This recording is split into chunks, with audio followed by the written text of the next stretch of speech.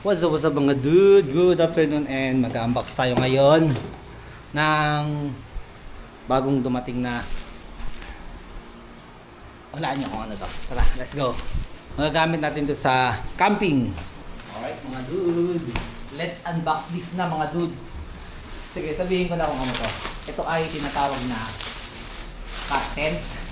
So hindi siya regular na tent. Ito ang mga dude ay bed frame na, tapos meron na siyang cover na tent. Alright, so tingnan natin. Alright, so dalawa siya. Ito yung sa bed. Ito mga dude yung sinasabi ko sa inyo. SWS, Tactical Cot. Alright, so bed frame siya na magaan.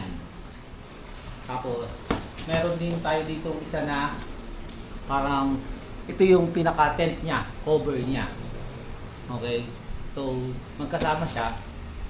Tapos, ayun na. Yun na yung pinaka-tent ko. Alright, so tara, buksan natin. Ito munang bed frame. Oh, yeah. Alright. So, meron na rin siya talagang bag. Safe na safe, oh. Ganyan lang, oh. Pwede ito lang yung daladala mo. Mas magaan din lang siya. Ilang kilo pa to? 2.85 kilos pala. Okay. 2.85 kilos. Black color. Dalawa yung kulay niya. Green at saka black. So black yung in-order natin. So, ito siya. Mamaya buuin natin. Tapos, open ko na rin itong isa. Ito yung pinaka-tent niya. Okay. Malalagyan din siya. Ang galing, oh. Pang solo lang actually talaga to. 1.8 kilograms. Okay? So, itong picture niya mga dudo. 4.6 kilos, dalawa na. 2.85, tapos 1.8. Okay? So, set up na natin mga dude. Tara, let's go! Ayusin na ang bag, let's go and leave. Walk in the day, wherever we end up. From the city to the edge of the sea, on Dude's journey, let's go together. So, una siya mga dude. Napakatibay nito. And, napakandaan din. Sarap. Alright mga dude, so iset up naman natin itong tent. So actually, hindi ko pa to alam kung paano i-set up. Pero, may manual naman ata dito. Ayun, ito yung manual niya. So, ilatag lang daw, tapos pa-X lang siya. Yeah, any dude, come and explore every corner of the Philippines, every scenery, new face, bagong kwento, new joy. In every journey. Set up na natin itong tent. Kaso, di pa alam kung paano siya ilagay dito. So, search muna natin mga dito.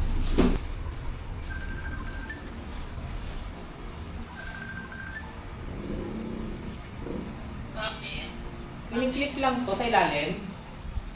Oo, ganyan lang siya. Sige. Dito. Nahanap paano. Parang tama, parang ano, may garden ko yun. Oo. Ayun, shoot mo. Okay. Try ko. Alright. So, may garter lang pala ito dito sa likod. And, ito yun. Hindi siya garter.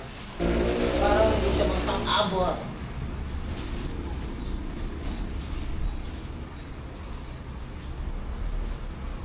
Yun? Ganun lang ba yun? So, ito mga dudo. Ito mga dudo yung lock niya, oh. Ito, yan. Diretso yan hanggang dun sa dulo. Tapos, same dito sa kabila. Meron din dyan. Yan. Diretso dun. So, i-check natin yung quality na ito. Maganda naman siya, manipis yung ano niya. Pero waterproof to. Para siyang tent talaga. Ang nagpabigat lang din talaga dito is yung pole.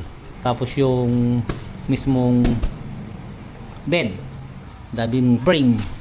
Pero, to be honest, maganda siya. Meron siyang mosquito net. Mosquito net din dito. Two-door siya. Tapos, ito yung pinaka outside layer niya. Okay. Tapos meron dito lagayanan. Any items, pwede mo lagay dito. Or ilaw, pwede ka rin dyan magsabit.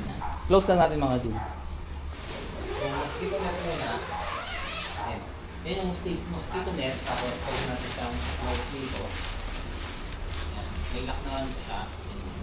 Ang gusto mong mosquito net lang.